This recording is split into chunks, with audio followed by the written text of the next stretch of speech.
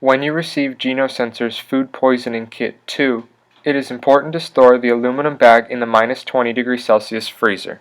The aluminum bag contains 6 tubes, the 2X PCR master mix, 3 reference DNA samples A, B, and C, 1 unknown DNA testing sample, and a DNA ladder for gel electrophoresis. Keep all the tubes on ice during use. It is suggested that labs are divided into 6 working groups with 4 people per group to handle 4 different DNA samples, A, B, C, and U.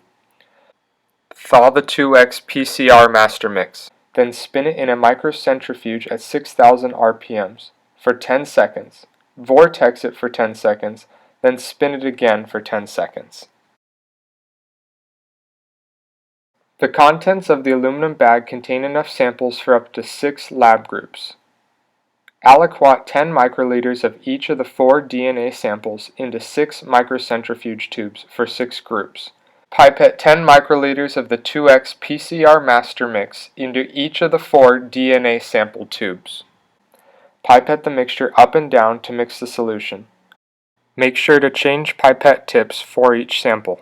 Arrange the tubes in a microcentrifuge and spin for 5 seconds. Store samples on ice until ready for use. Load the samples into the thermocycler. Follow the PCR protocol in the manual when running the thermocycler. If there is no time to continue, store samples at -20°C until the following lab period. When running the resulting samples through gel electrophoresis, follow standard procedures with a 1% agarose gel, with DNA dye such as gel red or CyberSafe. It is best to keep the gel in the dark during the cooling and gelation process, in preparing the agarose gel as well as when running the gel. Once the gel has run, view it under UV lamp. To order kits and for more information, visit the GenoSensor website.